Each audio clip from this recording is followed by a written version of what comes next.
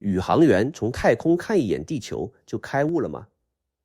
有一件事很奇怪，人类往太空送了超过650个人，这些人里有军事飞行员，有工程师，有物理学家，全都是受过最严格理性训练的人。但是他们当中很大一部分人从太空回来之后，性格变了，有人辞了职去做环保，有人开始研究哲学，有人创办了慈善组织，有人说了一些听起来像是禅宗语录的话。阿波罗14号的宇航员埃德加·米切尔在从月球返回地球的途中，望着窗外的地球和星空，突然经历了一种他称之为三摩地的体验，一种佛教和印度教修行者花一辈子才可能达到的意识状态。他说他在那一瞬间感受到了万物一体。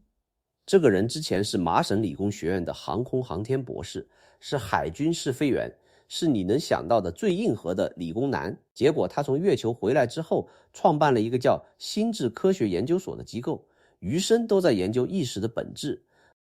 一个受过最顶级理性训练的军人科学家看了一眼地球就开悟了，这不是个案，这是一个有名字的现象。1987年，太空哲学家弗兰克·怀特采访了大量宇航员之后，给这种现象起了一个名字，叫总观效应。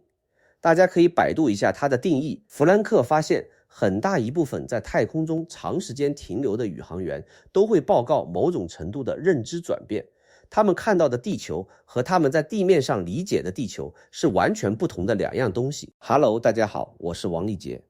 今天我想和你深入拆解这个太空总观效应，但我不是要给你讲一个关于太空的感人故事，我要做的是用我们这个频道已经建立起来的认知框架去解释一个问题：宇航员的大脑里到底发生了什么？为什么看一眼地球就能产生如此深刻的认知转变？更重要的是，这种转变我们不用飞到太空，有没有可能在地面上复现？先来看看宇航员们到底报告了什么。国际空间站上有一个叫穹顶舱的观测模块，7面窗户朝向地球，宇航员们经常在工作间隙飘到那里，就那么静静地看着窗外。阿尔特弥斯2号的任务专家克里斯蒂娜·科赫描述说，你透过穹顶舱看出去，看到地球悬浮在整个宇宙的背景中，你能看到大气层那条极细极细的蓝色线条，到了地球的暗面，你能看到一条更细的绿色线条，标示着大气层的边缘。然后你意识到，你认识的每一个人都被包裹在那条绿色线条里面，而线条外面的一切都是完全致命的。你看不到国界线，看不到宗教的分界线，看不到政治的边界。退役宇航员麦克·福尔曼说，如果你上太空之前不是环保主义者，回来之后你至少会变成半个环保主义者。因为当你看到那层大气有多薄，那层保护我们的薄膜有多脆弱，你会想，天哪，我们必须保护好这个东西。宇航员的描述中有几个反复出现的关键词：敬畏、脆弱、统一、边界消失、自我缩小。注意这几个词，如果你是这个频道的老观众，你应该已经开始觉得熟悉了，因为这些词我们在好几期视频里都见过，只不过那些视频讲的不是太空，而是冥想、迷幻剂和预测编码。现在让我把总观效应放到神经科学的手术台上。还记得我在预测编码那期讲的核心理论吗？你的大脑不是被动的接收器，它是主动的预测发生器。它先编造一个世界模型，然后用感官数据来校准。你此刻体验到的现实，本质上是大脑自上而下生成的受控的幻觉。那么问题来了，大脑预测模型的原材料是什么？是你过去所有的经验。你从出生到现在，你的大脑积累了一套关于世界长什么样的鲜艳信念。这些鲜艳信念里面有一条非常核心的，叫做自我模型。你是谁？你在哪里？你的边界在哪里？什么是你的？什么是别人的？这个自我模型的物理基础，就是我们在打坐那期详细讲过的默认模式网络 DMN。 默认模式网络在你不做任何特定任务的时候反而最活跃，它一刻不停地在干3件事：翻旧账、编剧本、写剧评。它是一台永不停歇的叙事生成器，它的核心产品只有一个：我这个故事。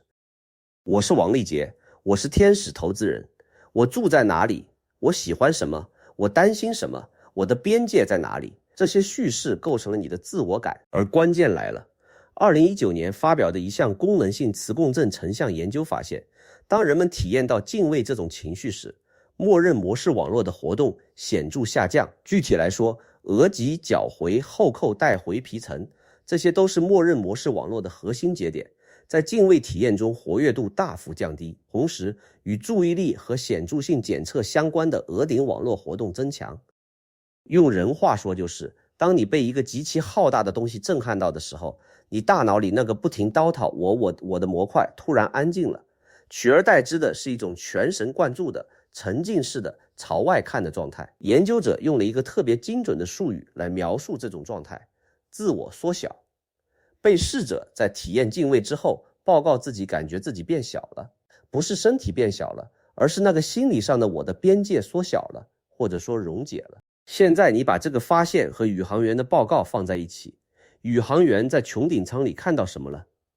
他们看到了整个地球，一个在宇宙黑暗背景中悬浮的蓝色球体，被一层薄得不可思议的大气层包裹着。这个视觉刺激的浩大感和整体感远远超过你在地球上能遇到的任何东西。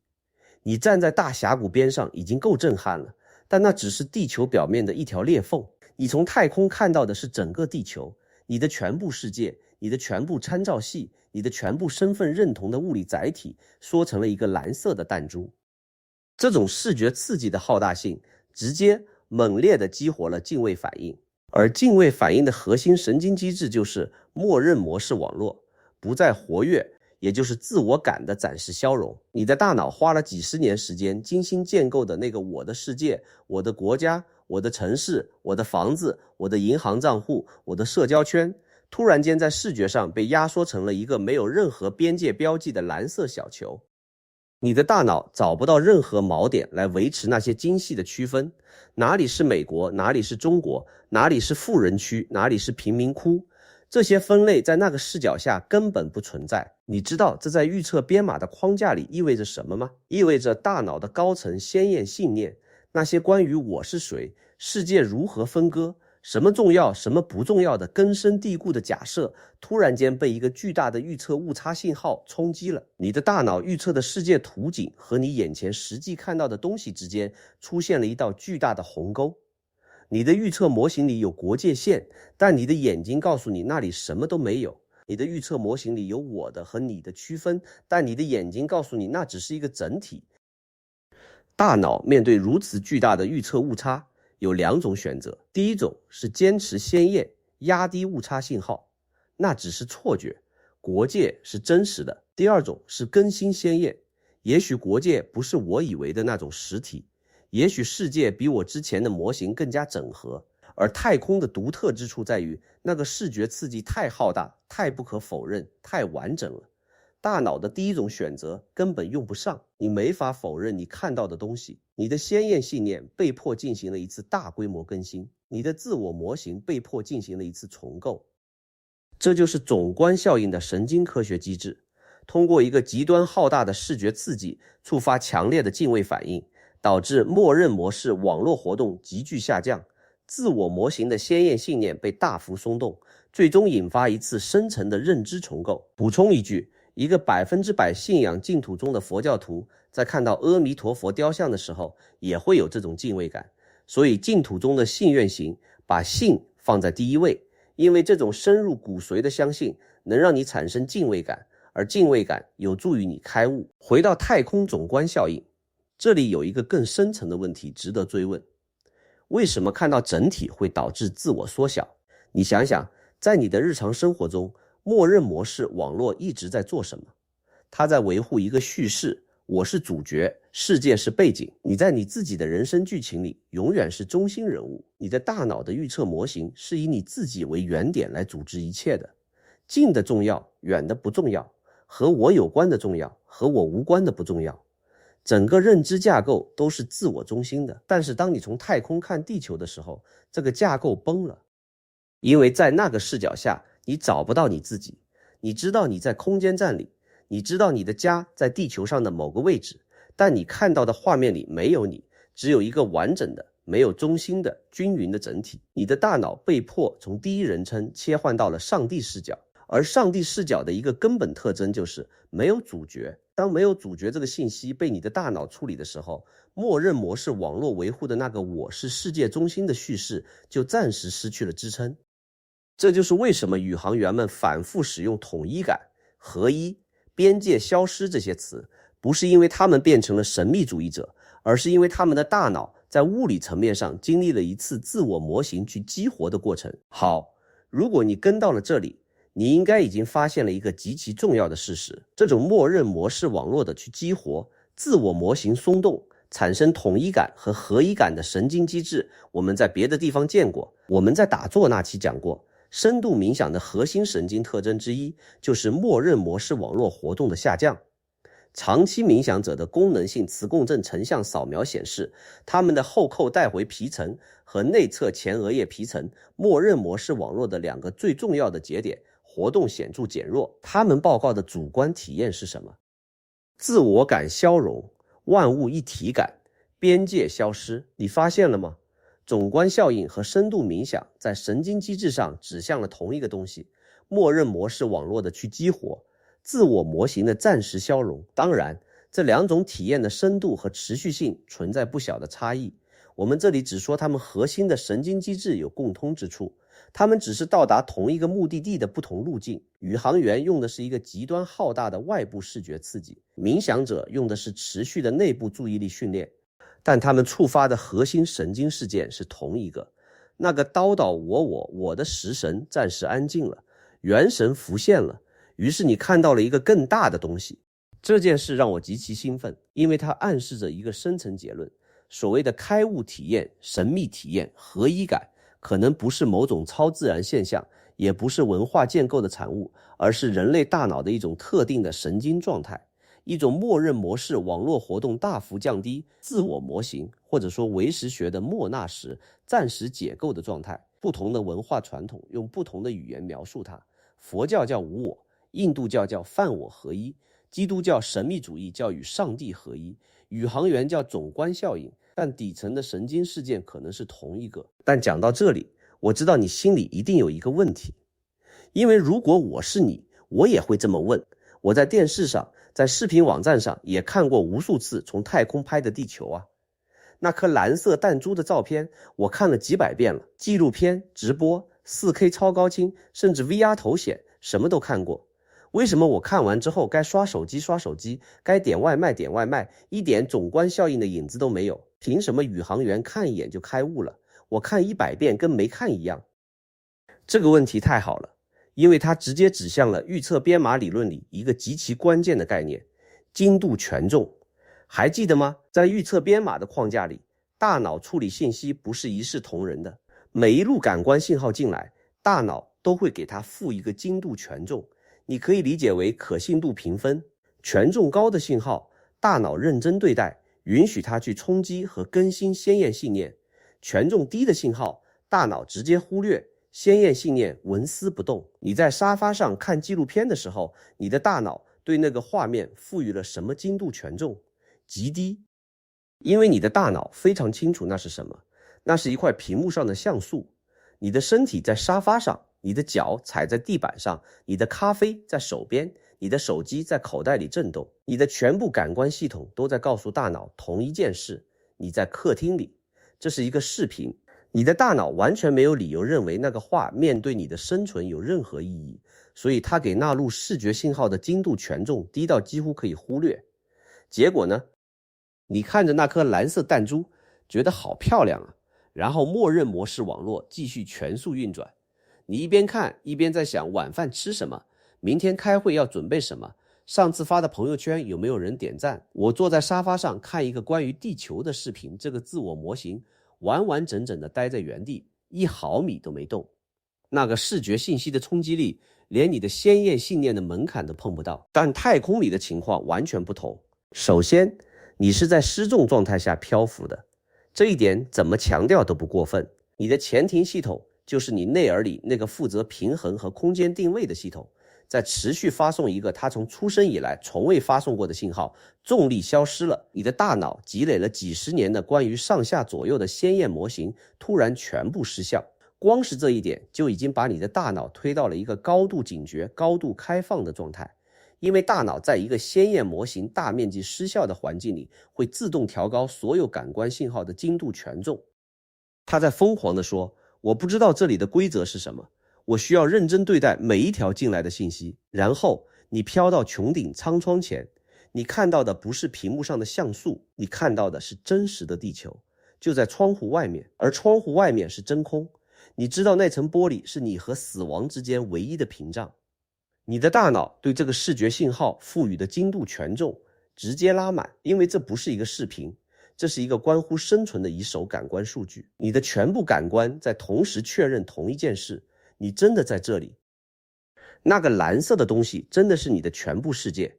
更关键的是，在太空里没有任何东西在和这个视觉信号竞争，没有手机震动，没有外卖小哥敲门，没有背景音乐，没有沙发的柔软触感在提醒你在家里。你的感官通道几乎全部被这一个刺激占据了，这在注意力科学里叫感官通道独占。当一个刺激垄断了你几乎所有的感知带宽时，默认模式网络想保持运转都难，因为认知资源被几乎全部抽走了。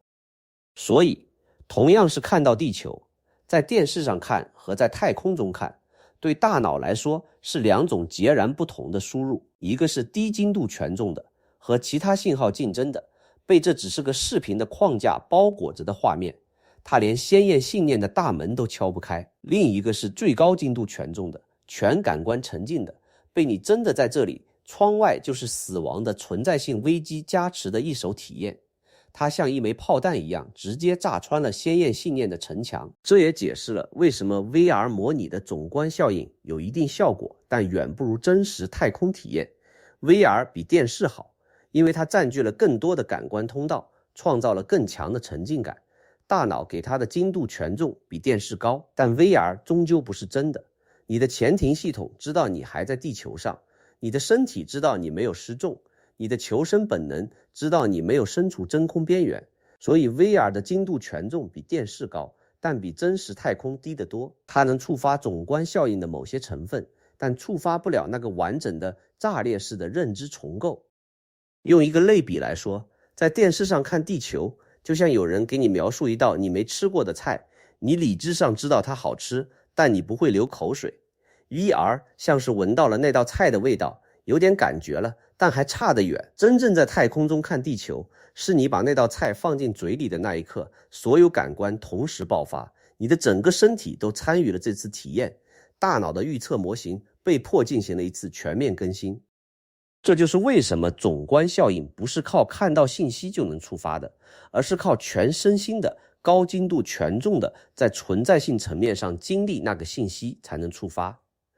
这也是为什么纯粹的理智理解，你知道地球是圆的，你知道太空很大，你知道国界是人为画的线，永远无法替代体验本身。你的大脑只有在鲜艳信念被高精度的一手感官数据击穿的时候，才会真正更新。知道和体验到之间的鸿沟，就是精度权重的鸿沟。好，弄清楚了这一点之后，我们再来看另一个问题。如果总观效应、冥想、迷幻剂都能触发同一种神经状态，为什么总观效应的持续性似乎特别强？很多宇航员描述的不是一个短暂的体验，而是一种永久的认知转变。他们回到地球之后，看世界的方式再也回不去了。冥想需要持续练习才能维持效果，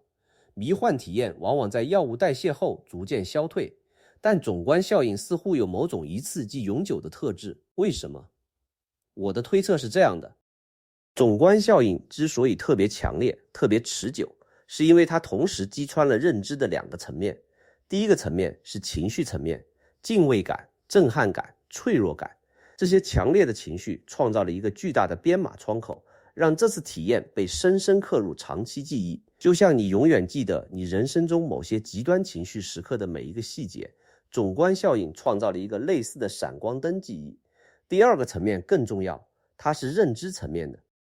总观效应不是一个模糊的神秘体验，它提供了一个具体的、清晰的、可以在日常生活中反复调用的认知锚点。那个蓝色弹珠的画面，你以后每次看到国界争端、种族冲突、资源抢夺的新闻，你的大脑都可以瞬间调用那个画面。从太空看，那里什么线都没有。这个认知锚点不断地提醒你，你的先验信念中那些关于边界和分离的假设，可能不是终极真相。冥想和迷幻体验很难提供这样一个具体的视觉锚点，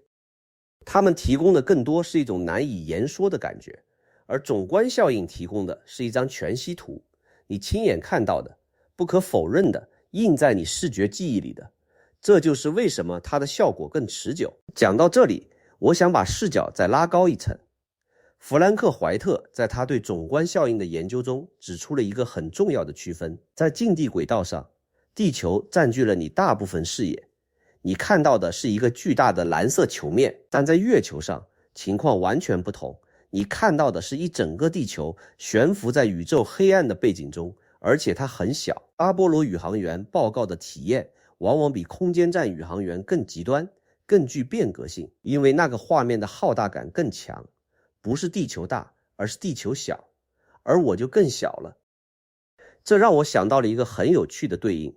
心理学家对敬畏体验的研究发现，敬畏的两个核心特征是感知浩大和需要认知调试。感知浩大的意思是你遇到了一个远远超出你现有参照系的东西，需要认知调试的意思是你现有的心理图式装不下这个东西，必须更新。而这两个特征在太空视角下被同时推到了极致。地球作为一个整体，它代表了你全部的经验、全部的记忆、全部的社会关系，说成了一个蓝色的小点，漂浮在看不到尽头的虚空中。你的参照系不是被拓宽了，而是被炸开了。你过去的所有心理图式，关于国家、关于身份、关于重要与不重要，全部需要重建。这就是为什么宇航员不是变得更感性了，而是认知重构了。它不是情绪的波动，而是操作系统级别的更新。好，现在让我回到开头那个最关键的问题，这种体验不用上太空，能不能复现？从神经科学的角度看，答案很可能是可以，因为核心机制不是在太空中这个物理条件，而是默认模式网络去激活加自我模型松动这个神经状态。太空只是到达这个状态的一种，可能是最暴力的一种触发方式，但还有其他路径。冥想是一条路径，特别是那些以开放性觉知为核心的冥想方式，比如禅宗的止观打坐，南传佛教的内观，藏传佛教的大手印和大圆满。这些方法的共同点是不去控制念头，而是拉开和念头的距离，让默认模式网络的活动自然降低。研究显示，长期冥想者的默认模式网络功能连接性显著减弱，他们更容易进入自我缩小的状态。自然环境中的敬畏体验是另一条路径。站在大峡谷边缘，夜晚在远离光污染的地方仰望银河，看海浪拍打悬崖，这些体验都能在一定程度上触发敬畏反应和默认模式网络的暂时去激活。效果没有太空那么极端，但方向是一样的。VR 技术正在打开第三条路径，有研究使用虚拟现实模拟了从太空看地球的体验，用脑电图记录参与者的脑活动，发现在模拟总观效应的关键时刻，贝塔和伽马脑电波频段的功率下降了，这意味着习惯性的心理结构被暂时打断了。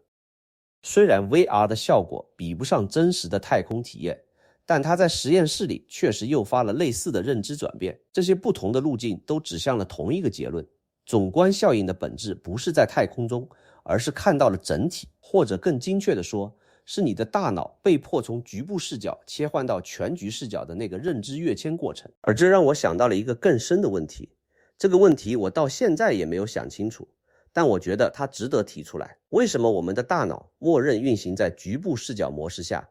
你想想，默认模式网络是做什么的？它在构建我一个和世界分离的、有边界的、有利益诉求的个体。它把连续的经验流切割成我的经验和非我的经验。它在一个没有天然边界的世界里画出了无数条线。从进化的角度看，这当然是有用的。一个没有自我边界的原始人不会去保护自己，不会去争取资源，不会去繁殖后代。默认模式网络和自我模型是进化给我们的生存工具，但问题是，这个工具是有代价的。它让你把一个完整的世界切割成了碎片，然后执着于碎片之间的边界，并为这些边界焦虑、争斗、受苦。从国家之间的战争，到同事之间的勾心斗角，到你自己内心关于我不够好的自我批评，所有这些痛苦的根源都可以追溯到默认模式网络构建的那个分离的自我。而总观效应做的事情，冥想做的事情，迷幻体验做的事情，就是暂时关闭这个分割器，让你看到分割之前的那个整体。这是不是听起来很像佛陀说的无我，很像老子说的复归于朴，很像我们在意识光谱那期讲的回到主客未分的合一态？我觉得这不是巧合。如果我们之前在这个频道上建立的那些框架是对的，意识是一道光谱，从深层的合一态到表层的分离态，那么总观效应就是一个极其有力的证据。它说明人类的大脑在特定条件下确实可以看到那个更深层的整体性。这不需要信仰，不需要教义，不需要任何文化前提，你只需要在太空中，在失重的状态下看到渺小的蓝色家园。宇航员们不是变成了哲学家，他们是被一个视觉刺激推到了意识光谱上一个他们之前从未到过的位置。在那个位置上，默认模式网络安静了，自我模型松动了，于是他们第一次体验到了原来分离不是唯一的感知方式，合一也是一种真实的、可重复的、有神经基础的意识状态。这就引出了一个我觉得非常值得大家思考的问题：我们整个文明、我们的政治制度、经济体系、国际关系都建立在分离的认知基础上。我是中国人，你是美国人，这是我的资源，那是你的资源，这是我的利益，那是你的利益。所有这些制度安排都隐含了一个鲜艳假设：世界是由分离的个体和分离的群体组成的，而这些个体和群体之间的利益是竞争性的。但如果宇航员们看到的那个画面是更接近真相的呢？如果分离只是默认模式网络编造的一个对生存有用但失真的模型呢？如果从更高的视角看，这些边界根本不存在呢？我不是在说我们应该废除国界，那不现实。我是在说，也许我们需要意识到，我们关于分离的认知不是客观事实，而是大脑在特定进化压力下制造的一个用户界面。就像霍夫曼的界面论告诉我们的，进化给你的不是真实，而是有用。自我边界、群体边界、国家边界，这些都是有用的，但它们不一定是真实的。总观效应的真正价值可能不在于它有多壮观，而在于它揭示了一件事：你的大脑有能力运行另一种模式，在那种模式下，分离消失了，统一浮现了，而那种模式跟你日常的分离模式一样，有着坚实的神经基础。它不是幻觉，不是自欺欺人，不是心灵鸡汤，它是你大脑的另一种合法状态。卡尔·萨根说过一句很有名的话：1990年，旅行者1号在飞向太阳系边缘的途中，回头拍了一张地球的照片。在那张照片里，地球是一个小到几乎看不见的淡蓝色小点，悬浮在一束太阳光里。萨根看着那张照片说：看看那个小点，那就是这里，那就是家，那就是我们。你爱过的每一个人，认识的每一个人，听说过的每一个人，曾经存在过的每一个人，都在那里度过了一生。所有的快乐与痛苦，所有的宗教与意识形态，所有的英雄与懦夫，所有的文明创造者与毁灭者，所有的圣人和罪人，都在那里，一粒悬浮在阳光里的尘埃上。萨根不是宇航员，他从来没有去过太空，但他看着那张照片的时候，他显然也经历了某种版本的总观效应。这就是为什么我说，你不需要上太空，你需要的是一个足够强大的认知触发器，一个能让你的默认模式网络安静下来，让你的自我模型暂时松动的东西。它可以是一张照片，可以是一次深度冥想，可以是一个暴风雨之夜仰望星空的瞬间，可以是你对这期视频内容的深度理解。因为总观效应的终极启示不是地球很小，而是你的自我更小。而当那个自我暂时安静下来的时候，你能看到的东西比你以为的多得多。但这也留下了一个我还在思考的开放性问题：如果总观效应和深度冥想激活的是同一种神经状态，那他们看到的那个合一到底是什么？是一种更真实的感知，还是只是大脑的另一种受控的幻觉？只不过这次控制方式不同了。用赛斯的框架说，日常意识是受控的幻觉，那合一意识是不是也是一种幻觉？只不过控制参数不同？还是说，当默认模式网络安静下来的时候，大脑反而更接近了它通常过滤掉的那个底层信号？这个问题科学暂时回答不了，但它可能是关于意识最核心的一个问题。对于这一期内容，你有什么想法和见解？你有没有在某个时刻体验过类似的自我缩小和看到整体的感觉？如果有，是在什么情境下？你最想让我下一期聊什么话题？欢迎在评论区留言告诉我。我是王立杰，我们下期见。